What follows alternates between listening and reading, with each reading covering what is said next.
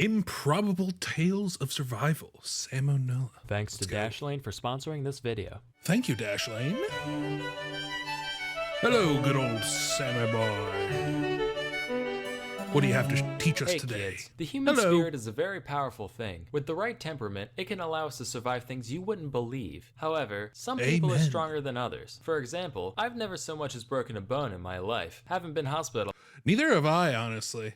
I've been lucky. Since that first time 20 years ago. So I'm like 90% certain if I'm ever forced to dance with death, my soul's pussying out to the great beyond first thing. On the other end of the spectrum, you got guys like Phineas Gage. Gage was a 25-year-old railroad worker in mid-19th century. Dude, look at that fucking spike. You know that's a real man. Vermont. He and his crew were busy gang blasting rock to prepare the roadbed for a newly planned route. This involves a big hole being drilled into the ground, filled with gunpowder, and packed down using a tamping iron. Well, being the gentleman and scholar that he is. So that's what that rod is. That's a tampon. I've heard of those. Gage decides to lean forward and look directly into the hole, right? Now, the first rule of gun safety is to never look down the front of a gun. What the fuck?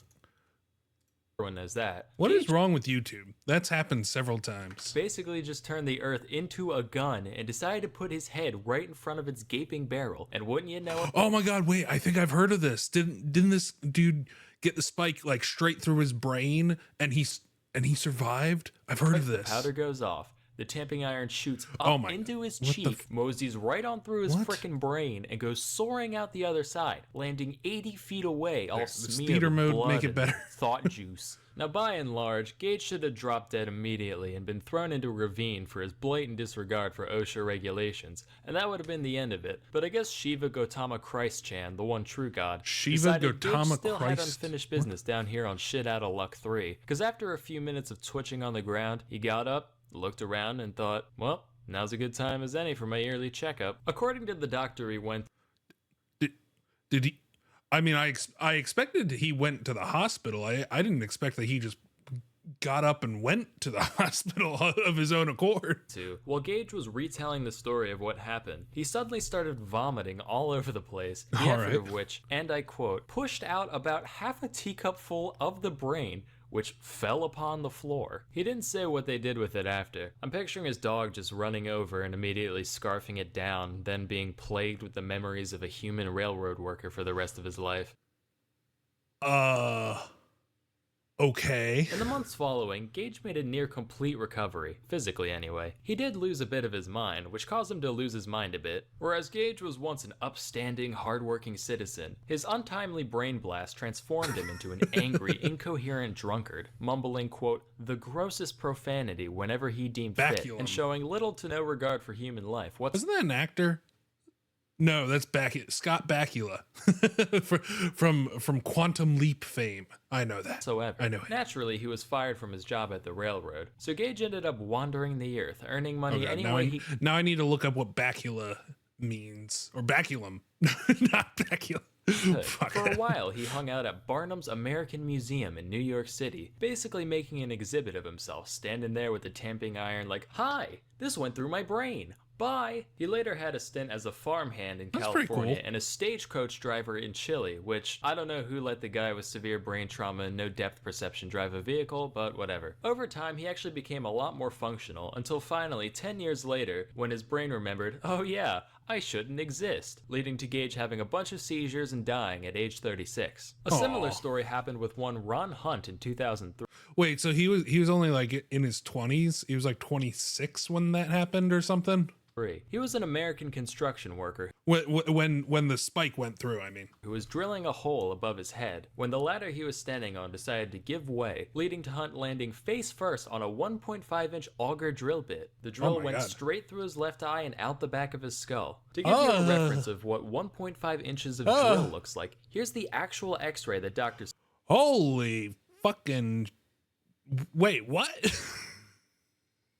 took when Hunt arrived at the hospital. Miraculously, the drill ended up just kind of pushing his brain out of the way, leading to no cognitive impairment whatsoever. Matter of fact, Hunt was perfectly lucid while the doctors tried to figure out the best way to take the thing out of his head. Initially, they considered cutting it out, but that would have been too messy. So eventually they decided to literally just unscrew it from his head, like, alright, hold him still now. I was about to say, like, what do they do? Just yank it out? But that's, I mean, I guess the screwing's a lot better.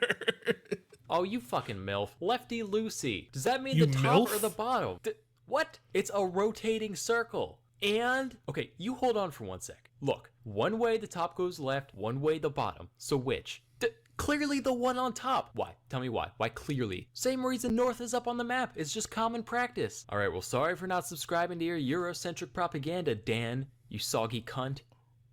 Anyway, what were we doing? What the hell if you is think happening? Hunt was just a little too lucky with his incident, don't worry. According to Snopes, he was self-employed and didn't have insurance. So while the accident didn't ruin his life, you can sleep easy knowing that hundreds of thousands of dollars of medical bills and rehabilitation costs probably did. Our next tale revolves... Oh boy. Ain't that just the way? God bless America.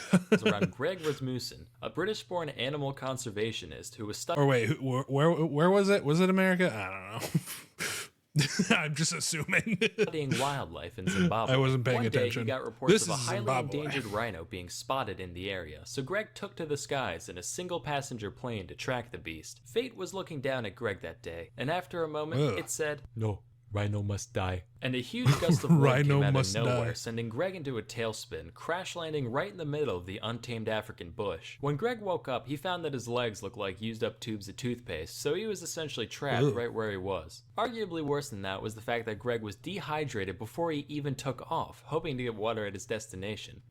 That's what I think about, because I barely ever drink enough water. And it's like, if I ever get like lost or something and I don't have any source of water, like I'm already starting at a disadvantage. Like I've got plenty of fat reserves, but I don't know about water.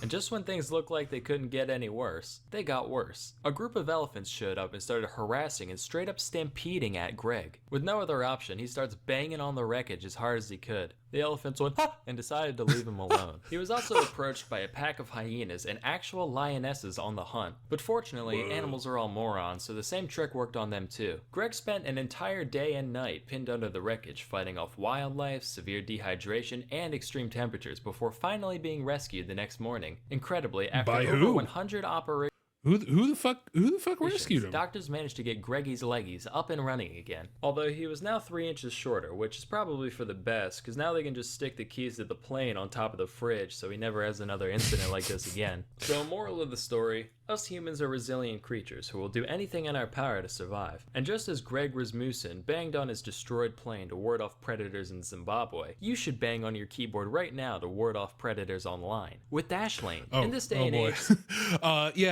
So I mean the only other example I can think of off the top of my head is from that movie 127 Hours or whatever, which I never saw the movie, but I know it's a true story. What was that word again? It was baculum, right? Hold on. Baculum.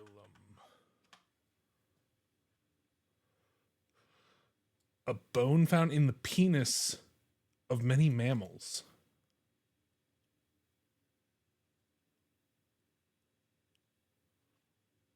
Like rodents, carnivores, primates, but not humans. Okay.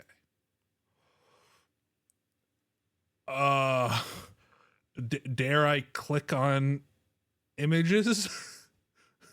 I don't know if I should. I'm not going to. All right. Anyway, everybody go subscribe to Sam Aldanilla. Give this video a like. If you got no baculum, oh God, that's a bad name then. Bacula? Oh God. Anyway, bye.